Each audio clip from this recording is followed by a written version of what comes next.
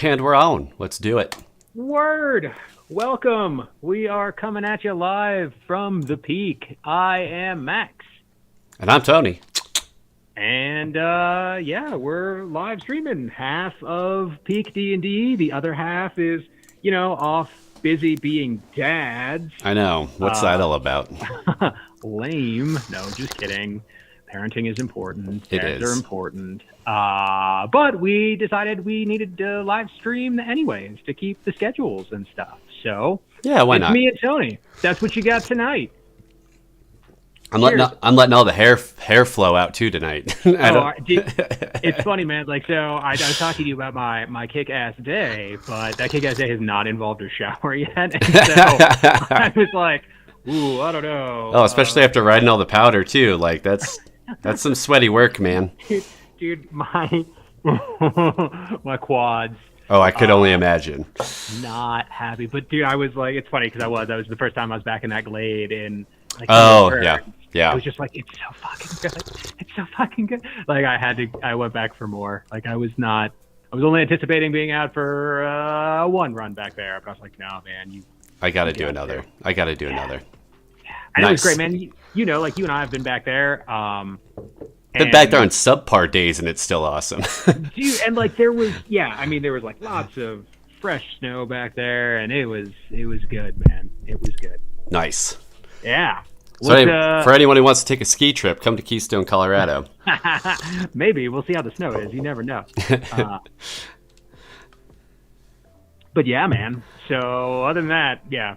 So I figured the hat was the best choice for today for everyone's That's sake. cool. I just took a shower. I'm on the opposite side of that. Oh, nice, man. I'm telling you, I got that script finished, which I'm super excited about. Yeah. But I looked at the time and before the stream set up and was like, man, Not quite. yeah. Not I'd rather eat a quite. snack. Yeah, that's yes. Food is also important after you've been skiing all day. Yeah. All day's being generous. Let's be real. I was done by noon, but still. Fair. 3 hours. Yeah, thereabouts, man. Yeah, It was good. It was kind of unexpected too, so that was cool. that was awesome. Very nice. Very nice. Yeah, man. What about you? What do you bring into the stream today? What am I bringing to it? I'm bringing tea. I'm bringing my lovely personality and all of the tech work. Cheers, indeed. Well, I will see you on that tea and raise you, brother. Yes. Cheers. It's cool, man. That script. I was looking at my notes because I think it was back in the middle of December, maybe. Yeah. That I had this idea that I really wanted to kind of get out there, and I was telling you, man, I took a pass at it. Probably the first week of the month, and I was like, "Whoa, this is rough." And so I let it kind of breathe, and then I opened up, started collecting more information if I heard stuff that was relevant, and just started to document, and just started riffing on it. And so I know we want it to come out that first Wednesday in February, which could very well be the first or the second. It is the first. And so it was okay, I gotta do it, and I really like what it turned into. It's Awesome. It's a little bit, it's out there, man. As far as But we like, our channel at least, we like that kind of stuff. We bring something, I don't know. I like those videos because it's something different in the realm of, all the D&D videos that are out already. It's just a little bit different, and that's what I like about it. Yeah, well, I appreciate that you like it. I know.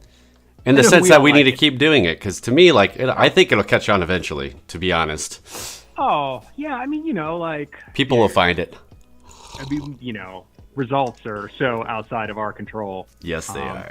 Reward the process. In fact, I was actually, Yes. before I was getting ready for this, and I was eating my snack in the kitchen, and I was like, all right, man, how do you how can I celebrate this win? Whatever you want to do after the live stream, man, it's yours. Do it. Have at it. Yes. Yes. And that's probably just going to be cooking dinner and watching TV. But hey, but it's what you want to do, man. Yeah. And so it's cool. I had the idea of like trying to tackle triggers and trauma and healing Yeah. because I I believe that healing is a verb, right? Like you hear that said about love, like love is a verb.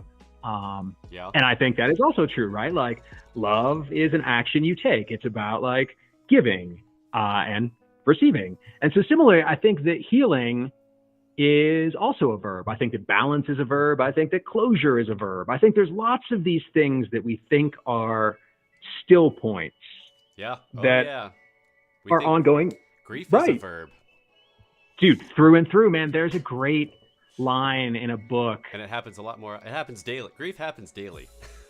that will, and like there's a great line in a book that I read that was talking about grief, and he called it assassin grief. Okay. Because like not only will grief happen on the daily, like any experience of loss, but then like those major griefs you won't think about for 6 months and 4 days, and then all of a sudden at like Bam. 9:58 in the morning, Yep.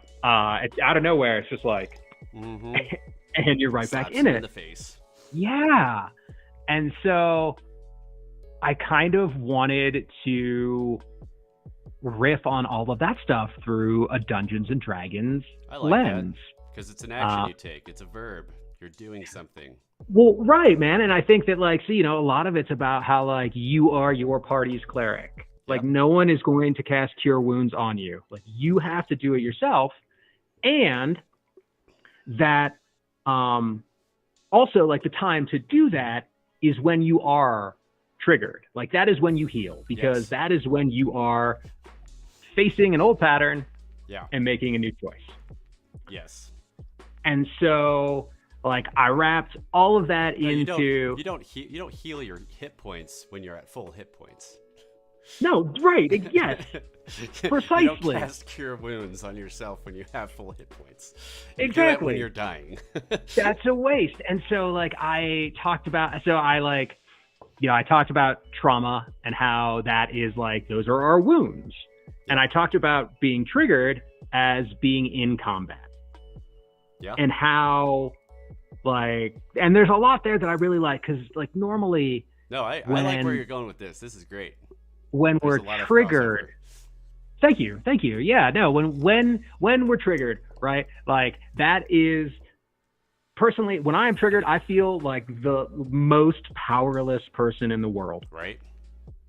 However, which is like the exact opposite of being in combat in It Dungeons and is. Dragons, Yep. because that's when you get to do all your badass shit. Like, yo, I'm gonna cast the fireballs and the spells, and I'm gonna kill these monsters, and like, and so I think that just being able to reframe being triggered as a time of being powerful instead of powerless is helpful, right? And then, and so yeah, I talk about how like, yeah, it is when we are in combat that we have access to our divine spells. That is when we can cast cure wounds on ourselves. And it's great, man. Like I got Will to, I think, hopefully design some like spell cards. Oh, cool. That'll be And sweet. and like the idea is to have like a page, right? So a PDF page with, I'm not really sure how many cards will be on it, but it'll be more than one. And so like one of them will be sort of like what we say. Yeah. Casting cure light wounds is, and you know, it's like an if, when, then statement. It's pretty general because like we're addressing, you know, every trigger and every trauma. And so like, but then the sheet will also have cards that can be cut out and filled out to be like far more specific to what is actually like meaningful to you, which I think could be cool. Maybe. And Yeah. we'll make them look good. And like, we'll have, I don't know, there'll be like dope Will art on Yeah. the back of them. Will does good art. And so yeah, man. So that was like the script that I wrote, that I'm excited about, because I think that stuff's important, man. Like, you know, we all have triggers. they all have traumas, and like thinking about like literally these last 2 weeks, thinking about being in combat has, you know, when I'm like emotionally activated or heightened, has like helped me, I don't know, be more aware of it, like make better choices, maybe. Yeah, for sure. I don't know. It It's could helped. also, like, I don't know, once you frame it in that way too, like you could also, in the D&D sense, you can also take that as a reminder, like in real life when you are triggered, when these things do happen, is that, hey man, you have 6 seconds. And even then, like when you're around the table, how long do our turns take sometimes, really trying to figure out what we want to do and what the best form is, you know? Like in real life, sometimes that's, you know, like a minute or 90 seconds, which feels like a long time, especially when I'm editing. I'm like, geez, it's Ben's turn still. Wow. But really it's like 6 seconds, but you can take, you know, when that happens, you can remember that it's your turn and that you can take your time to make your decision, your reactionary decision, rather than having to just be reacting. Well, yeah, to respond to the situation based on who you are and who you want to be, and who you're capable and what your capabilities are. And so that's just it, man. Like I'm a little nervous because in the middle of the script, I like start talking about being a wizard, and you know, like we're talking about divine magics and wizard. But like this is the analogy that made the most sense to me, was that, you know, like, okay, say you're a first level wizard and you are in a dungeon by yourself and you open up a door and there's a room full of skeletons. Yeah. What do you do? Cast Fireball. But I'm you're one, so I do. Yes. Exactly. So like, yeah, I mean, like what? Grease, burning hands, a cantrip, and then you shut the door and run away, right? More than likely. You should. But right, and so like, but you, exactly what you said, right? And if you're a 5th level wizard and you're in that same situation, that's like, a much easier situation to deal with. Yeah, like you are more resourced and you have tools that can. You've seen your rooms of skeletons before. This isn't your first rodeo. No, and so you don't need to treat it like your first rodeo, because you have better tools than you did at level 1. Yes. And yeah, right. And so like, so that makes it in there as well. Nice. And we'll see, man. I think that's a good analogy, for sure. I mean, it hit home for me thinking about that stuff. Like, yeah, I don't know, man. It's like we take things so seriously, and that's not to say that we shouldn't, but like I really like thinking about real life shit through like the lens of Dungeons and Dragons is like, it helps me, man. Yeah, man. Like, I mean, I think it helps. I think, and if you have many lenses, D&D just one of them to look through life through, or your own personal like life through, only helps you understand yourself more, in my opinion. Like, for instance, for me, like the 2 things that I come across, like, and you too, to some extent, is like astrology and all that kind of stuff, and like the like Enneagram, like personality quizzes and stuff like that. Like, I don't base my entire life around, oh, yep, that's what I am, that's how I am, yep, I'm defined as that certain thing. But it does give me a tool to be like, huh, that's probably why I acted like this in this situation, because like, you know, that personality is tended towards that, or like, you know, my sign is tended towards that. But it's lenses to look through, and same with D&D. It's just another way to look at life and make sense of things, and maybe make easier decisions on you because you're looking through it through that lens, so you know how to function in that, and then you can assimilate it to your own life. Yeah, like stepping away, and you know, like seeing the forest, you know, like the forest for the trees, right? Like when you're in the thick of it, it's really hard to make sense of so much of those things. When you were talking about astrology and Enneagrams, and there's been Phil, who's a good friend and good friend of the channel, had a great line. We were on the phone a couple weeks ago, and like it was so good, I had to text him more recently and be like, dude, what was that quote again? Nice. But that the plural of anecdotes is data. And I think there is some truth to that, man. Like, we're at an interesting time. That is a good quote. Yeah, no, it's awesome. And we're at an interesting time, right? Where like science is just beginning to be able to measure and prove a whole bunch of things that lots of people have been saying for many thousands of years. You know, like acupuncture and meditation and like, oh, this fasting, like, oh, hey man, all this stuff that people have been like, yeah, this is good for you. Right. But like we would kind of, you know, like poo-poo because like, well, where are the numbers? That's how we are as a society. Give me proof. yeah, exactly. Like, how many dice do I get to roll? A D12. Exactly. Do I want it? Is it a D12 or is it 2D6? Yep. And I think that's cool because, like, to your point, right? You know, anecdotes, like I am not as qualified to give you advice as you are to give yourself advice, right? Like, you know better than anybody. That's a good quote too. Like, I don't know. That's an unfortunate truth that I feel like people don't think of in that way, but it's absolutely true. Like, yeah, man, like we are experts at being ourselves at best. And that's pretty much where it ends. Yeah. Yeah. And I think that, you know, all of those systems, whether it's like using my weird ass looking at life through the lens of Dungeons and Dragons, or like astrology or enneagrams or fucking human design, you know, whatever it is, like they're all just systems to help bring more awareness. Oh yeah, absolutely. In whatever way you need that awareness to be. Yeah. And I think that's good, man, because like,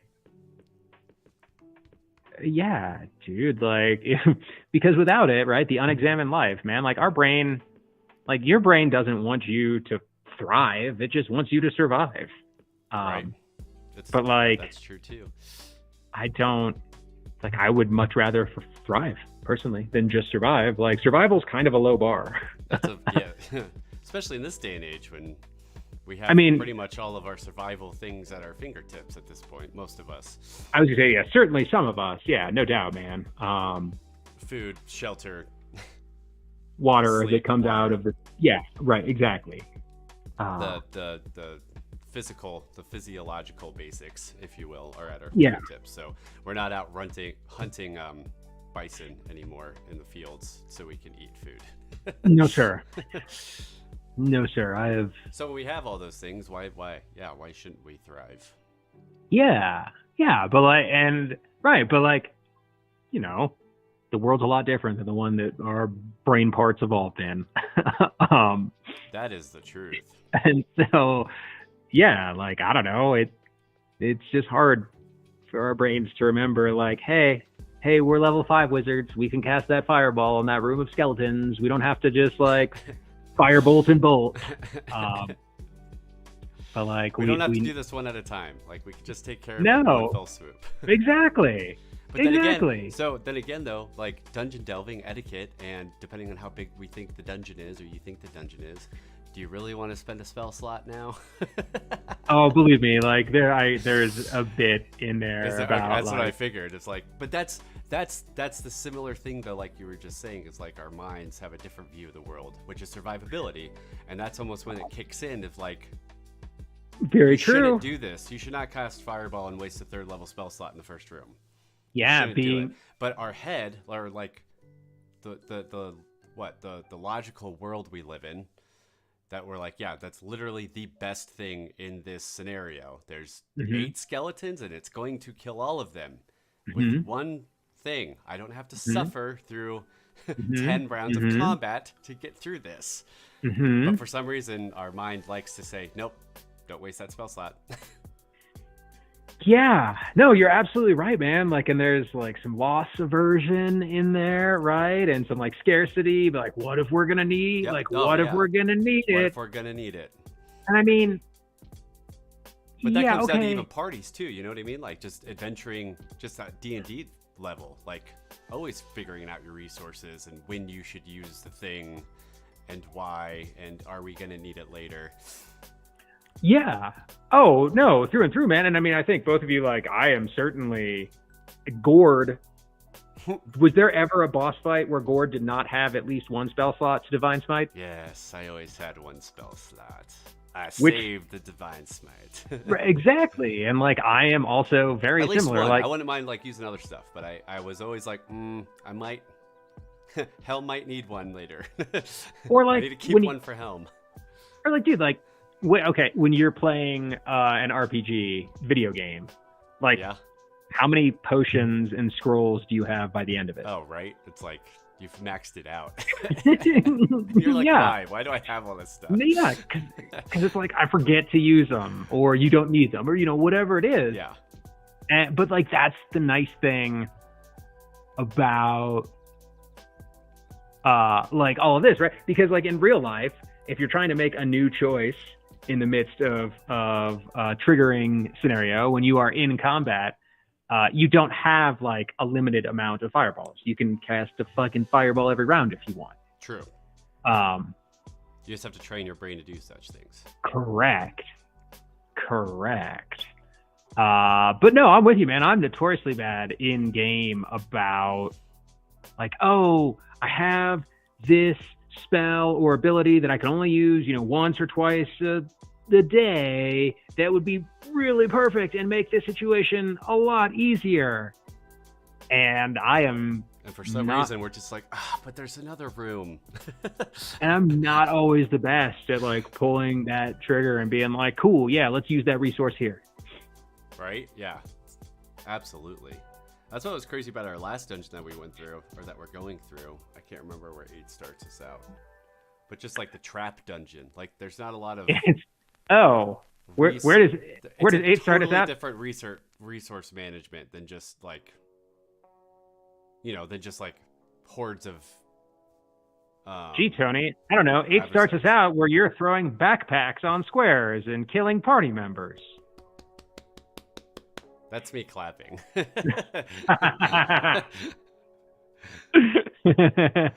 I didn't know. Yeah, it is. It's true. I did not make very good decisions.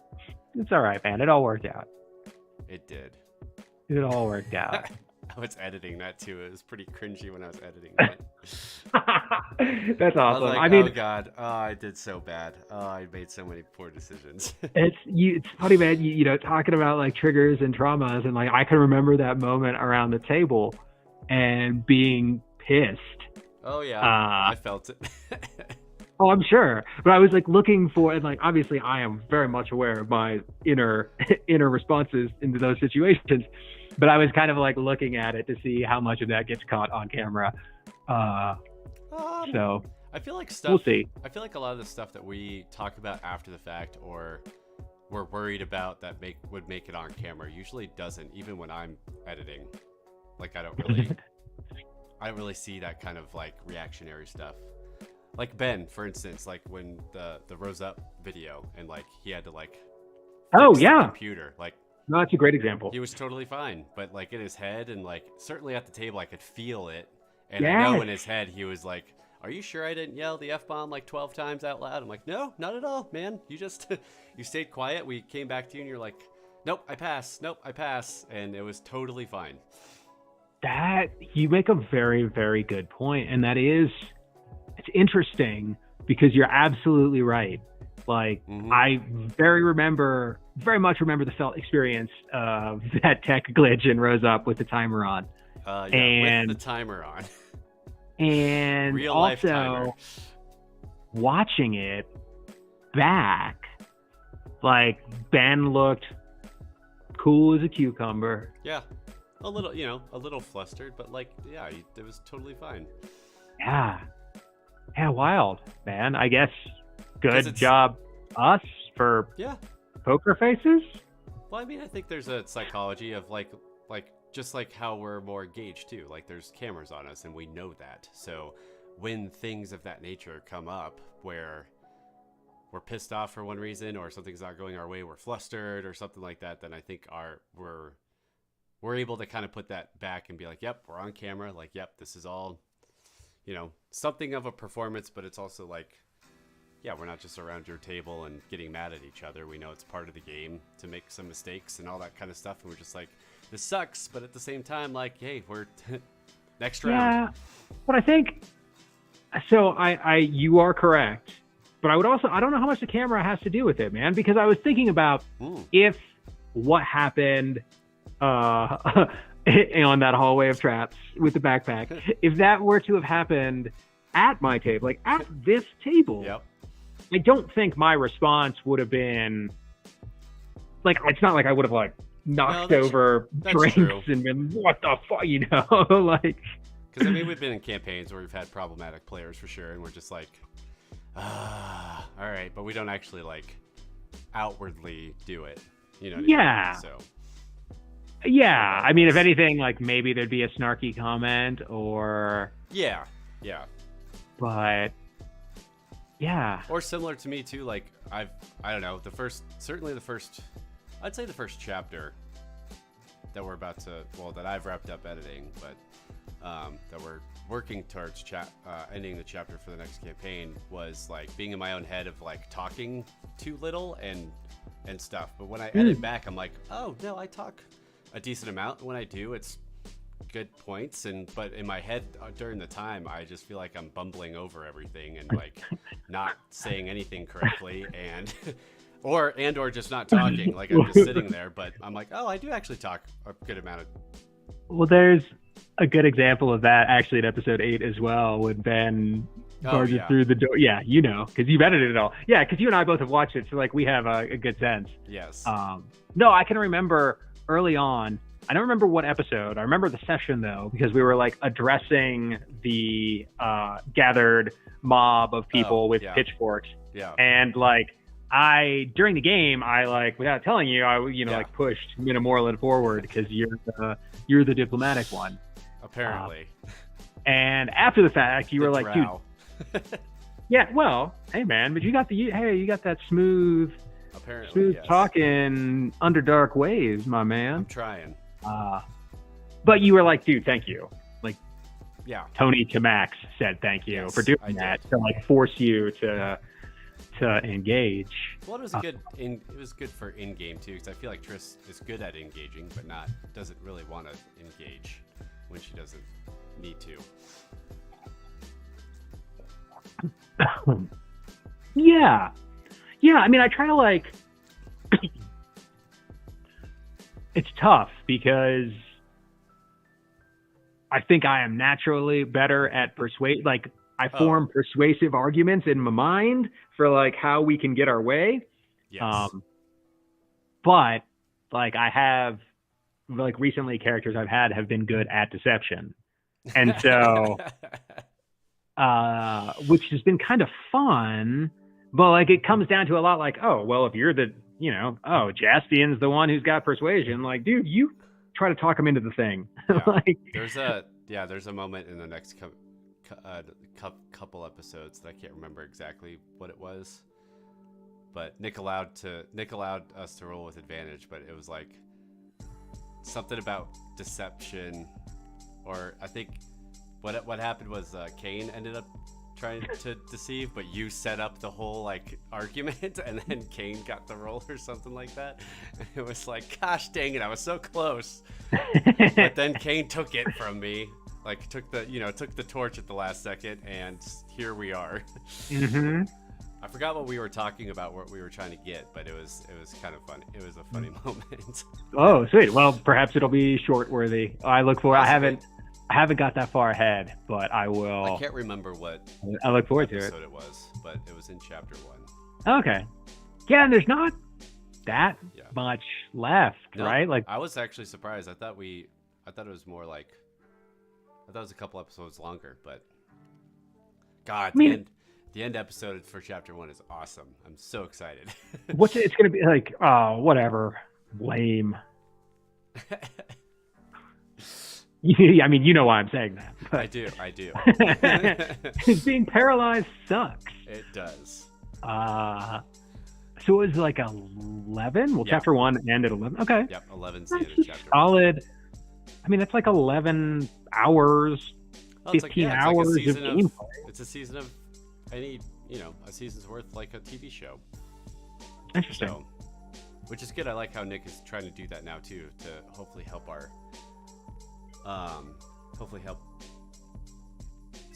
viewers. I was looking at all the tech stuff. Hopefully help our viewers jump in different chapters if they want to, so it doesn't seem so daunting to watch so many episodes. Yeah. So, we'll see how I wonder. I know we talked about like doing a recap. I want to do something with the poems. The easiest thing I can think of, but it's certainly not the best thing to do, is just have them like in a video, like, mash them together in one video, so you could just overhear his, him regaling, Minimorland regaling of all of the entire chapter 1s. I also thought it would be kind of cool. It would be certainly work for Ben, because I wouldn't know how to do this, but we do have a little time as far as when that comes out, starting now, of like doing like the caricatures that he does sometimes. Yeah, like the animatics. But have like me, like Minimorland, and you guys sitting down, but Minimorland in a tavern, like, changing face and like with the music in the background, like kind of telling the story with my, my accent. Overlay. Yeah, my overlay. Yeah, all the stuff that I've done for every single. Well, shit, dude. I feel like you could. Because I think the sonnets are a good idea. I think they're both good ideas. I think there's probably room for both, because I feel like. Yeah, different ways for people to catch up. Maybe they don't want to watch. Maybe they just want to listen. Maybe they just want to. So we could put out, multiple of whatever recaps we kind of want. But those were my two ideas to just. I like that, man. And if the Minimorland angle, yeah. I mean, if you just want to like sit down at a bar and be, and tell the story of chapter 1, I think that's cool. And depending on production schedules and time and stuff, like we could always get, like Triss could be good for a one-liner, or Kane could be good for a one-liner, or, Jan or White Claw, or any of the characters really, to just like add some, I don't know, some flavor, background. Yeah. But I think that'd be a cool idea if like we could keep it short just to catch people up. Because I think those are about. I was trying to open. Oh, I'm signed in as a different account. I was trying to open to see how long they were, but I think they're like. I think those are like 25 to 30 seconds a piece, those sonnets at the beginnings. Yeah. So if there's 10 of those, 30 times 2,300, so 6 minutes? 5-6 minutes to catch up on a whole chapter? That's 11 hours worth? I feel like that's pretty reasonable. Yeah. Well, and like if Minimorland was shooting the shit at a bar, an Underdark bar, to like his best friend who he hadn't seen in... Oh, I haven't thought about my friends. A couple years. Yeah. Like, how would he tell the first chapter of this story? Because that, like, I would be curious to hear. So as in, like, kind of write a new piece, if you will, for the over encompassing thing. Yeah, because instead of like, because I mean the sonnets are awesome, but like if you think. And so like, okay, he's a poet and these are the poems that he writes, and like, oh, this is, poem today. And also that same poet, if they were sitting down and sharing a drink with one of their good friends, would not convey that information in the same way as the poems do. Like he would be telling a story and, it'd be like, it would be different. And I think that might be a better way. Like you can fill in more gaps doing that than with the poems, because like you're reducing an hour and a half down to 16 lines. True. So some things ain't gonna make it. True. But Yeah, I also don't love assigning people more work. So there you go. I'm super down to do all of like any of it. My first thought was like when it comes out and we don't have a production, like we don't have a schedule going or whatever, is to just mash up the sonnets as they are into a video so people can watch them and catch up from a mechanical standpoint of catching up. Yeah. Yeah. But then if we wanted to do something a little more grandiose and come up with something like that, I would be super down for that. Okay. Well, I think we should do both. I mean, yeah, that's what I'm saying though. Like, yeah, we can do both. I just want to. If 11 comes out, we have nothing on the books. I want to put something out there that someone can catch up today. Yeah, no, I think that's great, man. That was I totally agree. I think it's awesome. I think we're arguing about how much we agree. Yes, we are. I guess I don't fully understand your idea, but I think I'm with you of how it would work. So it would be, right? Yeah, like So it's just storytelling at this point, not poetry. No, yeah, it is just like, let's say my name is Reno Torlin, and I am Minna Moreland's best friend. Yeah. And we meet at a bar after not seeing each other for 2 years. And I'm like, dude, what have you been up to? And gotcha. Like, and then the story takes place. Right. Yeah. And so like, just like the image of you, like Minna Moreland in a tavern, like holding a drink or you know, whatever his vice of choice is. Yeah. You know, just like telling Reno Torlin that story of like, well, you see, yeah. Gotcha. Yeah. I feel like that would be longer. Than 6 minutes? Yeah. I don't know, man. 6 minutes is a lot of time. Because like you would also like skip over. So because, you know, like telling that story, like, oh yeah, so I met these 3 people, there's these winter games, it's really weird. There's this shady dude named Smank that has like, I don't know what he's up to, but then this dragon comes and it spooks all the people and we go, but then like on the way so we got to like go to this other place to get these artifacts because we got to try to get this wizard's help. But there's also this like kidnapped gnome. So like, we'll get to that in a second. So, you know, like that 45 seconds was like 3 sessions.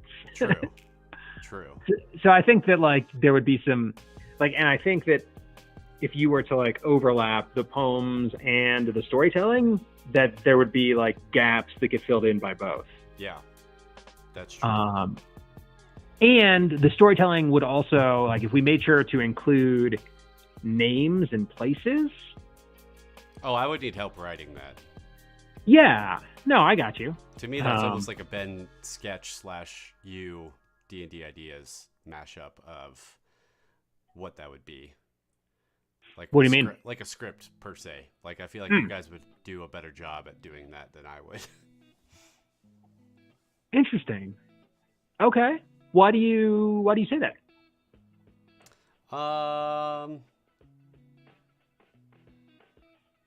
think I say that from a Ben standpoint because he's a lot more improv. And I think the scripts that he writes are awesome. Okay. So when you're given a task of like, okay, let's write a script essentially, whether it's like a D&D Ideas-esque in the sense of like it's, you know, more real rather than a script where it's like funny and satire. Like if you're gonna write a script that encompasses all of chapter 1, I think then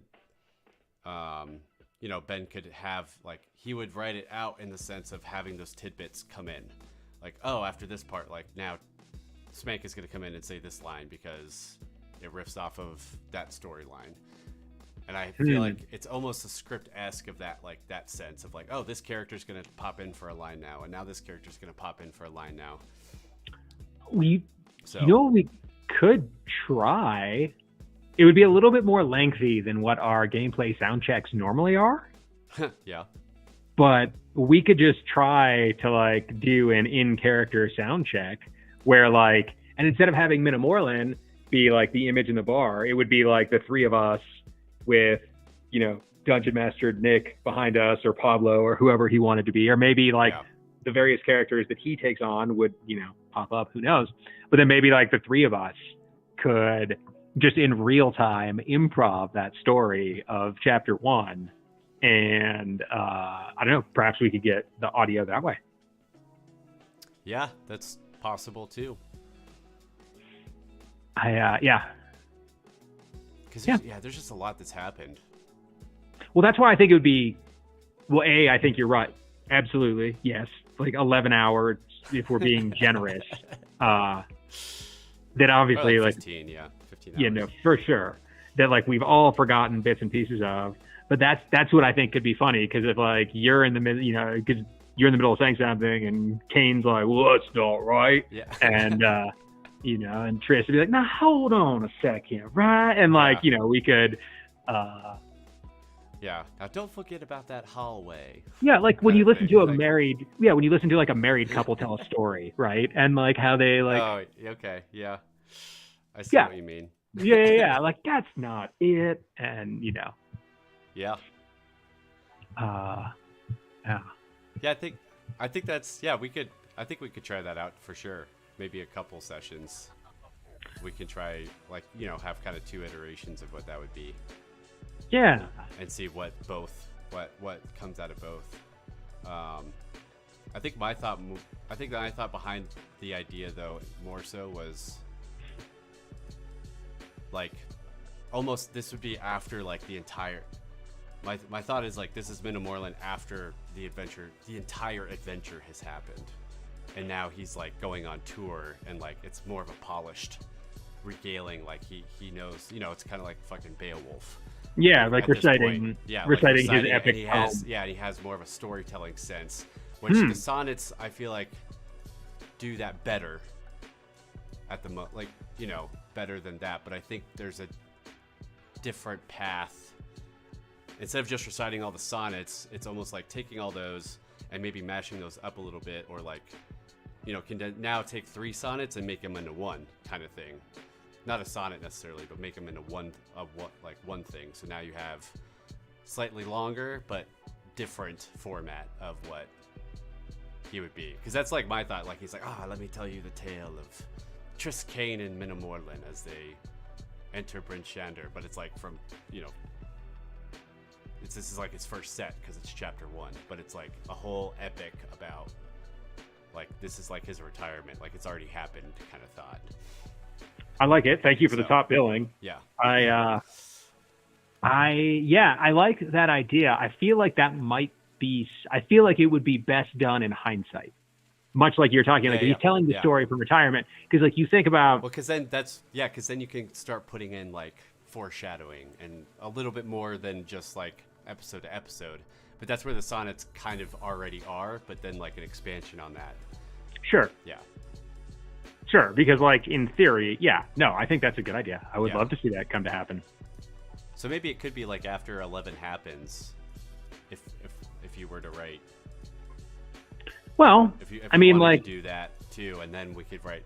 Yeah, then we could do it later down the stretch. But I don't know if if one comes up, a bunch of stuff in 1 comes up in chapter 2 that we want to wait on and all that kind of thing. So we'll see. A lot happened. A whole story arc happened in chapter 1, which is really intriguing. I very much enjoyed it. Yeah. No, I think that's good. And like also, like we got onto this conversation topic by thinking about like, okay, we're asking people to jump in at episode 11 to this, massive story arc, and like how can we catch them up quickly?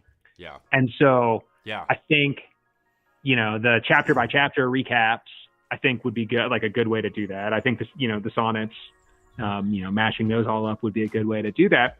And also, presumably there will be a campaign 3 that might have a name, and I don't know. We can, and then, like maybe there's Minamorland's epic poem of campaign 2. Yeah. And, it's a longer video. Like it would be a performance. Probably like a 15-20 minute, performance of a video.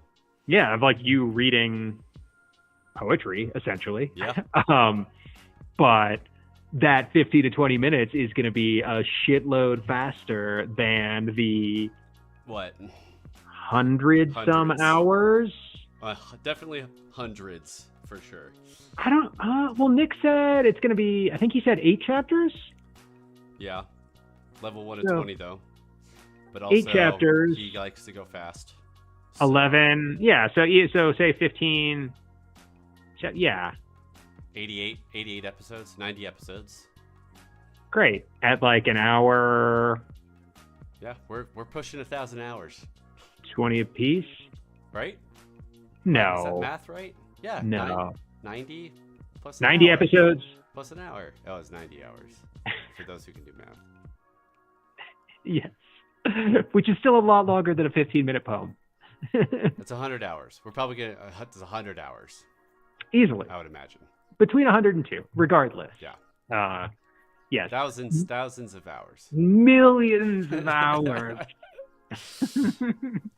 100 years, Morty. 100 years, 100 hours. We'll be doing this for 100 more hours, Morty. I do think it's funny. Like, I was back home kicking it with a good friend who I caught up with for breakfast, which is great. And he was like, dude, I got to tell you, man. He's like, thank you. Your neon Evangelion, like Pickle Rick episode. Like, he had never watched Rick and Morty. He had never heard of it, really. He had heard of it, but never checked it out. But that's what got him to start watching it. And he was very appreciative of that. Oh, that episode was great.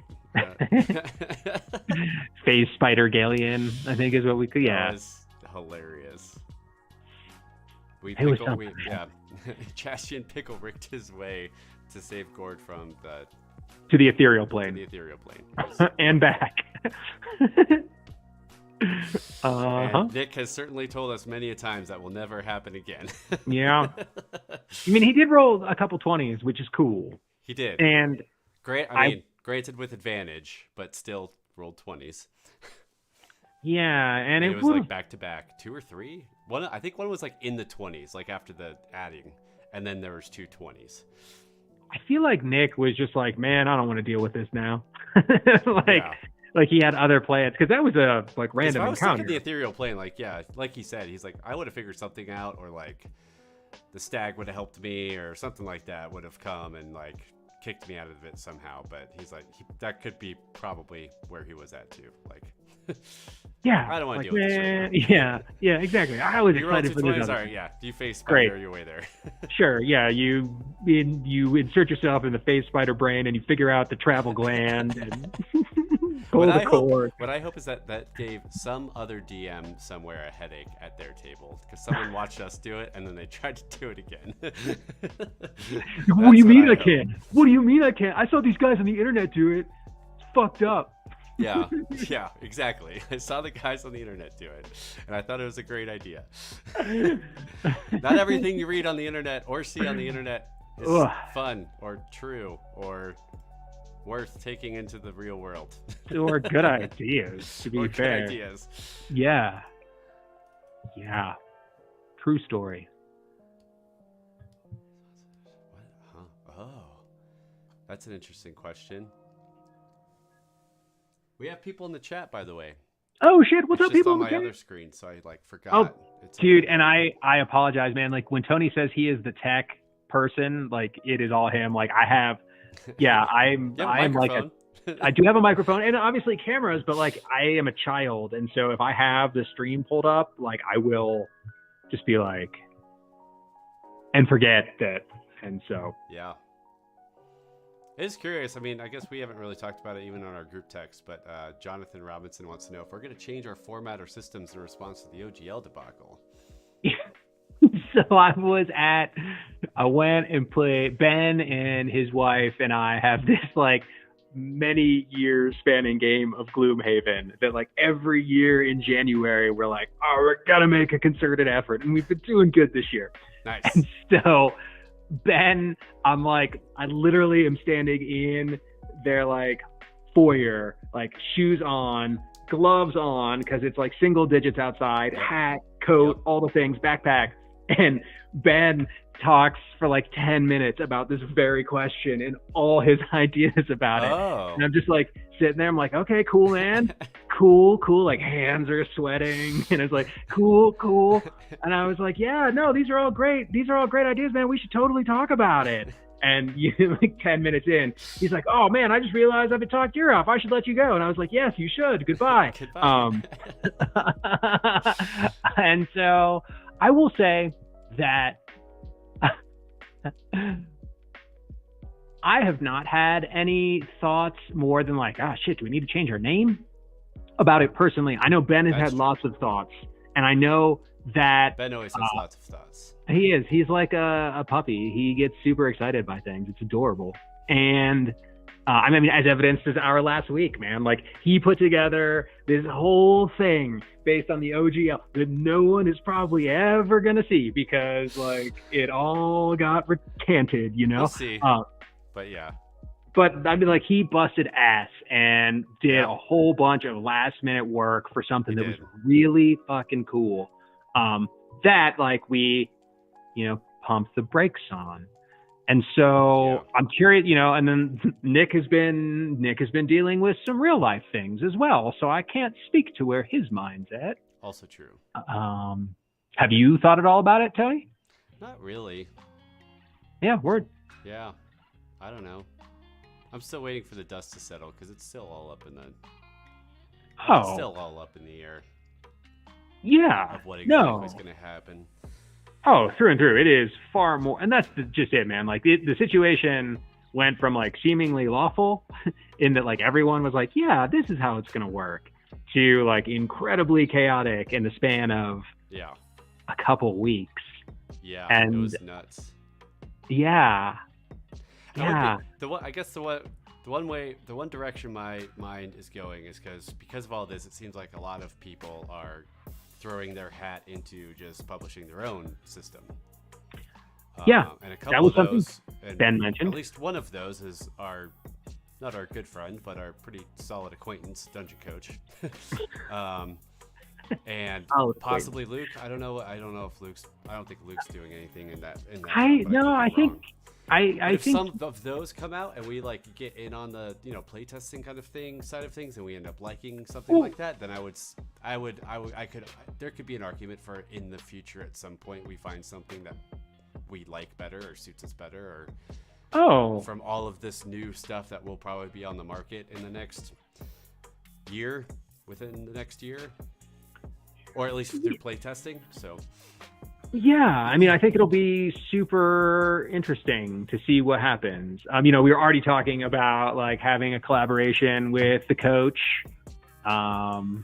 doing like gameplay and a bunch of his rules and stuff like that. And so like that was already discussed. And I also wonder too about like, the concept of the dark horse, right? Like, that's how I want to say, I forget what election was. I know it was Polk in like the 18 somethings, but essentially like a third candidate came in and took votes away from the people the person who everyone thought was going to win, and so then the other person won. Okay. Does that make sense? So like, I think so. So like you have the forerunner, and it's like against two people, and then like random dark horse comes running up, and they take enough of a percentage of the vote that so like the underdog wins. Yeah. And I wonder too about with like if everyone starts creating their own systems, like what that will do, like how much that spreads thin the marketplace, and like, well, what emerges as the new hegemon, the new top dog, and like there's just it's a very dynamic situation. The other theoretical part of my brain also goes to like the weird space of like, it doesn't matter what anyone publishes, you can play with kind of whatever rules you want. Because like that's why house rules are developed, right? Of course you have a system that you're foundation and based around, but at the end of the day, like all this homebrew stuff, like sure you can't. It completely derails everyone who's made a living off of it, but as far as playing goes, no one can tell you what you can play with at your table. And like that's one thing I'm curious about. Like obviously because of the waters we swim in, right? Like people were up in arms, and it seems so. 100%, right? But like, what is the percentage of the population of Dungeons and Dragons fans that were up in arms, right? Like, is that was that 40%? Was that 10%? Was that 90%? Yeah. Right. And so like that that's something, right? And then also, what is our That's a goal? statistic.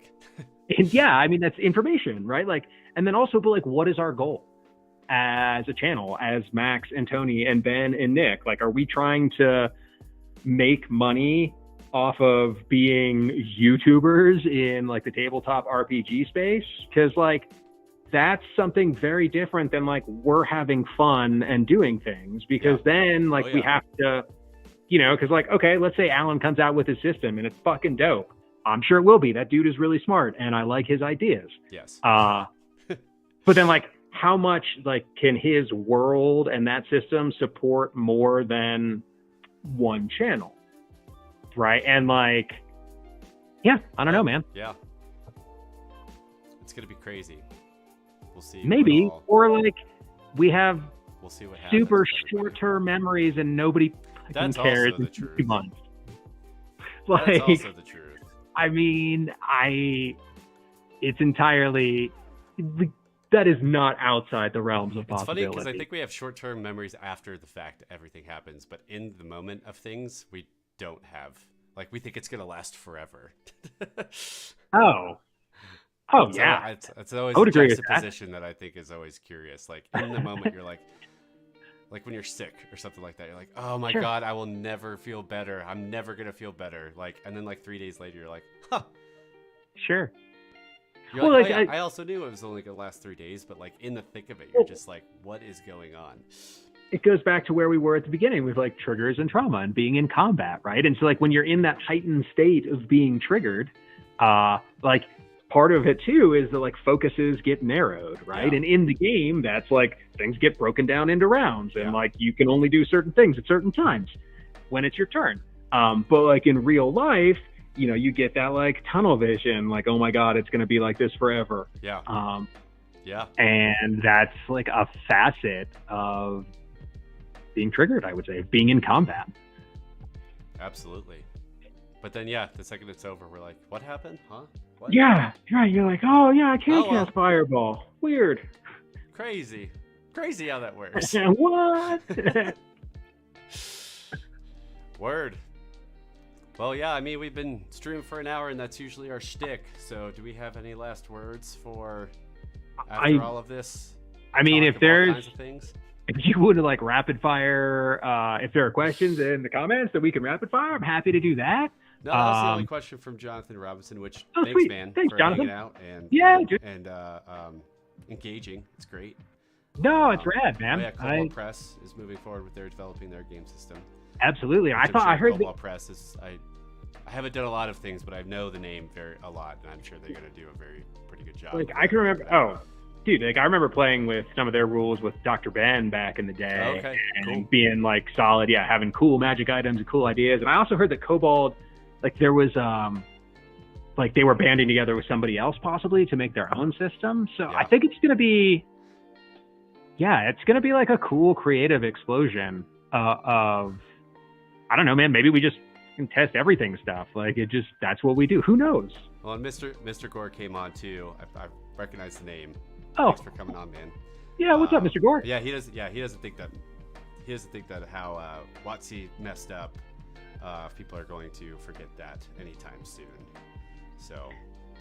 I mean, I sure hope not. In my opinion, I hope people don't forget about it that quickly. But yeah, new and shiny all of a sudden comes out, and I don't think we forget. It just kind of like slips into the back, and we just don't think about it, and eventually it just gets to a point of not mattering or something like that. I don't know, but yeah, I don't know, but like we're also in the midst of like cancel culture, and so then like that maybe too. like maybe it just gets 86ed, and that's what happens. That would be crazy.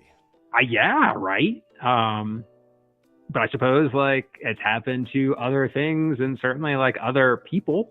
Yeah. So I don't know. Yeah, and then Greg's been hanging out too. So thanks, man, for hanging out. Oh, what's up, Greg? Appreciate you showing up in the chat and chatting to all the homies that Yeah. also showed up. So Oh, that's rad. It's that's super cool. that'll be cool. Yeah, man. Yeah, I don't know what the future holds. I'm also curious too, like with a new system, does that also come with like a new world? Is that just Is that a thing? Is that how that works? Yeah. Because I mean, I know like in watching, that's a lot of work. I feel like mechanics are one thing. Well, and that's like I could see, like if we are so small time, right? That like we don't have an audience big enough to support a system on our own. Not to mention, like that is so not where how my brain works. Like honestly, Nick might have 7 systems, and I have no idea that he's just been like building these for forever because he's got that DM brain. And I know Ben has tried building a world that was fun to play in, but it was definitely like D&D rule set. Yeah. But I think I've been the opposite. I'm usually mechanics based, and I don't really care about the world because I've certainly dabbled in the whole mechanics of my pirate game. And yeah, dude. All the pirate stuff, but there you go, man. Creating a whole world behind that, though, like that's the hard. That's where we need Ed Robinson to get in on and help us world. Well, Ed, but I mean, like that's where Nick. Like I think that's where Nick. That's where Nick's at. Like if you gave Nick numbers, he could give you a story. Yes. You know what I'm saying? Oh, absolutely. You give him rule, like he will. That can happen. I mean, so, chapter 1, yeah, sure, we're in Icewind Dale, but shit, he just. But then we get transported all across the realms. Yeah, that's the one thing. This entire campaign, we're going to be transported every which way. That's the one thing I do want to say is that whatever we decide to do, like I know that Nick has been crafting this story for a long time. I mean, for far longer than what just happened. I mean, shit, when did episode 1 come out? And when did we film it? When did episode 1 come out? Oh, film? I don't know about that one. Last summer, maybe? That sounds right. And so, like, but his whole story involves, like, the history of the iterations of October Dungeons 22nd and Dragons. Okay. Was the first episode. The 15th was Session 0, which sort of counts. And so, like, Nick has been creating this story that involves, like, the history and lore of Dungeons and Dragons, spanning multiple editions for far longer than, like, the beginning of this year, right? And so then, like, 100%. Part of me feels like it's fucked up that Wizards of the Coast can do, like makes one mistake and now Nick doesn't get to tell his story. Like there doesn't. Yeah. There's some injustice there that I don't get behind. Maybe that's just because I like Nick and I want to hear his story. But yeah. So I'll be sad if I get outvoted and we just like scrap campaign 2 in favor of doing something else. See, I don't think they're mutually exclusive, I guess. I feel like we could adapt and assimilate to something new and tell the same story, but flavor-wise wouldn't be quite the same. But in my idealistic or my theoretical mind, like you can kind of mix and match mechanics to the story. But no, I mean you're absolutely right. Like the story could be told under any system in theory. I just think there would be a lot of. But there would be a lot of nuance that was lost. There would be a lot of like fun moments for fans that would be lost. Yes. I would say that would be true. So we'll see. We clearly haven't really thought about it too far. Yeah, you and I are probably the worst people to have answer that question. Ben would go on for like another hour. Well, I don't know. Nick gets fired up, man. He does. You're right. He might say some things and some heat of passion that I don't know. Yeah. Yeah. We shall see how that all unfolds. Yeah. I'm super excited for other people to throw their hat in the ring. It's gonna be pretty cool. Whatever they make. I don't think the community loses that way, right? Like it's just more options, and so yeah, totally. And, of course, there gets, like, the paradox of choice and, like, but it'll be interesting. Yeah. That's where from, like, just a home table, like, you could get and grab all of it and use what you end up using. You know what I mean? Yeah. So we'll see what happens. But this has been a Wednesday night that me and Max have just talked about all kinds of crazy stuff about trauma and triggers, and then about what Minimorland's going to do with how we're going to recap the chapter coming up soon, and then we ended out on the OGL, which is a huge thing. But yeah, we're going to see what happens with PeakD&D. We're going to keep making content. We're going to keep telling stories. We have like half of chapter 2 already filmed, so you're going to get at least that. True enough. And what do we got? You think it's half? Dude, I don't think it's half, man. 17? If that's half... 11 to 17, that's 6. That's 6 well, episodes then, right there. Okay, fine. But then I'm going to tell you that last 5 or 6 episodes is going to be like... insane. Madness. Because like we haven't even gotten to play with the one mechanic that he brought in because it's only been one day. So like, yeah, that's what I mean. Like, that's fair. I mean, Maybe that's the case. Yeah, I don't know. I mean, who knows? We'll somewhere see. around there. But we already have some of it filmed, so you're going to at least see that probably. True. And then we got episode 8 next week. We got another sketch with Luke next Saturday. So check out all of those things coming up, and then February 1st we'll have the D&D ideas that Max was talking about in the beginning. Yeah, you can cast Cure Wounds. Check out on the 1st of February. Check out all the actions that you can take for yourself to help all of those things. So thanks for hanging out with us this Wednesday night, and we will see you another time at the Peak.